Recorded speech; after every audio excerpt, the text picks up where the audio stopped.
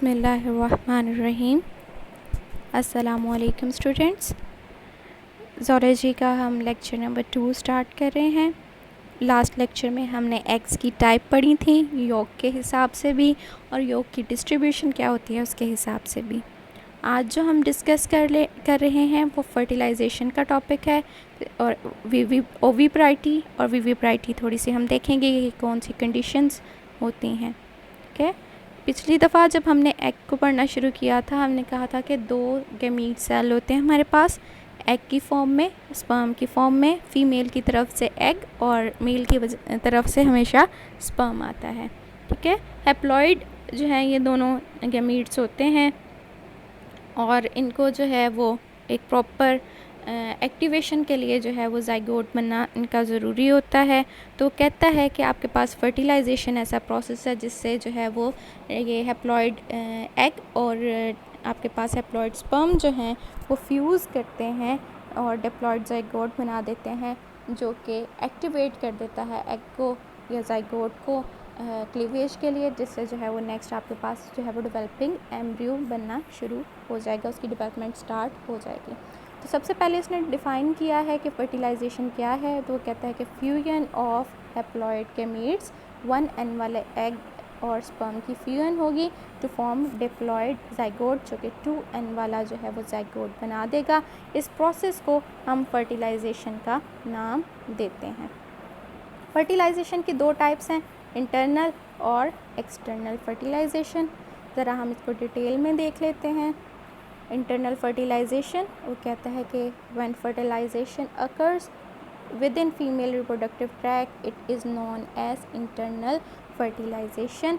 जब आपके पास फर्टिलाइजेशन जो है वो फीमेल ट्रैक के अंदर हो रही होगी, ऐसी फर्टिलाइजेशन को हम इंटरनल कहेंगे। यानी कि बॉडी के अंदर होने वाली फर्टिलाइजेशन, एग और स्पर्म की फ्यूजन जो है अगर बॉडी के अंदर हो रही है तो ये इंटरनल फर्टिलाइजेशन कहलाता है। मैमल्स में, बहुत सारी फिशेस में और बर्ड्स में ये इस किस्म की जो है फर्टिलाइजेशन पाई जाती है। फिर वो पॉइंट जो दे रहा है वो कह रहा है कि इंटरनल फर्टिलाइजेशन के लिए ज़रूरी है कि जो मेटिंग है या कपुलेशन जो हो रही है वो उस टाइम पे हो जबकि ओवुलेशन हो रही है। ओवुलेशन क्या है कि फ़ीमेल बॉडी रिप्रोडक्टिव सिस्टम से जो है वो फैलोपियन ट्यूब्यूल्स वगैरह से ओवरी से जो है वो एग निकल के ओविडक्ट तक जाएगा। ओविडक्ट में जो है वो फर्टिलाइजेशन होनी है। तो वो कहता है कि जब ओवुलेशन हो रही है उस टाइम पे कपुलेशन हो या उसके इर्द गिर्द थोड़ा सा पहले थोड़ा सा बाद में जो है वो अगर कपुलेशन हो रही है तो चांसेस होते हैं ज़्यादा चांसेस होते हैं ज़ाइगोट की बनने के, फर्टिलाइजेशन के होने के। ये टाइम पीरियड क्यों दिया गया है? क्योंकि वो कहता है कि स्पर्म के जो सेल्स हैं वो ज़्यादा देर वाइबल नहीं रहते। Only 72 hours up to 72 hours इनकी जो है वो लाइफ होगी। 72 आवर्स तक ये वाइबल हैं। वाइबल का मतलब है ज़िंदा रहने की सलाहियत रखते हैं, ज़िंदा रहेंगे। अलबत्ता वो कहता है कि हमारे पास एक केस है इंसेक्ट्स में जिसमें जो है वो फीमेल रिप्रोडक्टिव ट्रैक्ट जो है उसके साथ उनके पास एक जो है वो पाउच होता है। आपने जो है वो पिछले जब 3rd ईयर में आप इन्वर्टिब्रेट ज़ूलॉजी पढ़ रहे थे, इंसेक्ट का चैप्टर, उसमें आपने जो है वो आपने पढ़ा था कॉकरोच का रिप्रोडक्टिव सिस्टम, जिसमें आपने स्पर्मेथिका वगैरह जो है वो पढ़ा था, फोथिका, स्पर्मेथिका, जिसमें आपने कहा था कि एक पाउच होता है जिसमें एग जो है वो फीमेल स्पर्म जो है वो फीमेल स्टोर करती रहती है। तो यहाँ पे भी वो कहता है कि कुछ इंसेक्ट्स जो हैं, मोस्टली इंसेक्ट्स जो हैं वो उनमें पाउच मौजूद होता है जहाँ पे वो स्पर्म्स को ज़्यादा देर के लिए स्टोर करने की सलाहियत रखती है। और जैसे ही ओवा जो है वो एग जो है वो ले करेगी, स्पर्म जो है उस पाउच से निकल के उस एग को फर्टिलाइज़ करता चला जाएगा। ठीक है, इसमें एग्जांपल उसने दी है बीज़ की, जिसमें वो कहता है कि बीज़ जो हैं वो स्पर्म को बहुत साल तक इस तरह स्टोर करने की सलाहियत रखते हैं। एक्सटर्नल फर्टिलाइजेशन वो कहता है when fertilization occurs outside the body of animal such fertilization is known as external fertilization. ऐसी फर्टिलाइजेशन जो कि एनिमल बॉडी से बाहर हो रही है, इंटरनल कहीं भी नहीं है, उस फर्टिलाइजेशन को हम एक्सटर्नल फर्टिलाइजेशन का नाम देंगे। मिसाल के तौर पे आपके पास फ़िशेज़ हैं, फ्रॉग है और टोड है। ठीक है, कम फिशेज़ में इंटरनल है, बहुत ज़्यादा फिशेस में एक्सटर्नल फर्टिलाइजेशन हो रही होती है।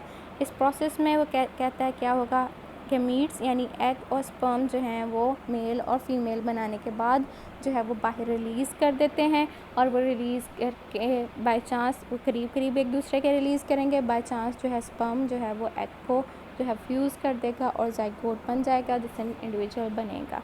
एक्सटर्नल इससे जो है वो आपको अंदाज़ा हो रहा है कि हमेशा एक्सटर्नल फर्टिलाइजेशन आपके पास एक्वेटिक मीडियम में होगी, क्योंकि एक्वेटिक मीडियम ही वो मीडियम है जो एग और स्पर्म को जो है वो एक दूसरे के करीब ला सकता है, फ्यूज़ करवाने की सलाहियत रख सकता है। और ये उन ऑर्गेनिज़म में होगी जो एक वक्त में बहुत ज़्यादा एग और बहुत ज़्यादा जो है वो स्पर्म रिलीज़ करने की सलाहियत रखते हैं। ठीक है, ये आपके पास जो है वो फर्टिलाइजेशन का टॉपिक था, इसकी टाइप्स थी। अब हमने जो है वो कुछ कंडीशंस देखनी है ओविपेराइटी की और विविपेराइटी की। ओविपेराइटी क्या होता है, वो कहता है कि animals that lay eggs are known as oviparous. आपके पास ऐसे जानदार जो कि जो है वो अपने यंग वन को बर्थ नहीं देते बल्कि एग ले करते हैं, उनको हम ओविपेरस कहते हैं। और ये एग ले करने वाली जो कंडीशन है इसे हम ओविपेराइटी का नाम देते हैं। कहते हैं when egg is laid it has yolk for nourishment and sometime albumin to support the development of zygote into free living self nourishing organism. Egg के अंदर जो ऑर्गेनिज़म होगा उसके पास फूड जो है वो एग योक और एग वाइट की फॉर्म में मौजूद होगी, उसी फूड को इस्तेमाल करेगा अपनी डेवलपमेंट के लिए। एक सेल है वो एक्टिविटीज़ कर रहा है तो उसको फूड की ज़रूरत है, तो डेवलपमेंट के लिए उसे फूड की ज़रूरत है, एक एम्ब्रियो को, डेवलपिंग एम्ब्रियो को, और वो फूड उसे एग के अंदर ही जो है वो एग योक और एग वाइट के तौर पे मिल रही है। अगर वो कहता है कि if egg have large amount of yolk, अगर उसके पास ज़्यादा एग के पास योक है तो आपके पास जो हैच होने वाली चीज़ होगी, अंडे से निकलने वाला जो ऑर्गेनिज़म होगा फुली डेवलप्ड होगा, साइज़ में छोटा होगा और अपने जो है वो अडल्ट फॉर्म से मिलता जुलता बिल्कुल होगा।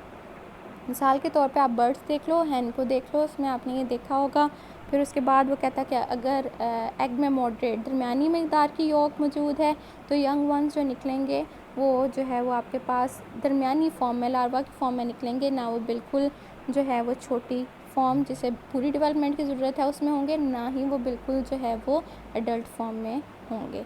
जबकि अगर एग्स जिनमें बहुत कम मिकदार में योक यानी माइक्रोलेसिथल एग बहुत कम मिकदार में योक होता है, वो जब निकलेंगे तो बिल्कुल 8 से 15 घंटे के जो है वो आपके पास फर्टिलाइजेशन के बाद बनने वाली चीज़ होगी।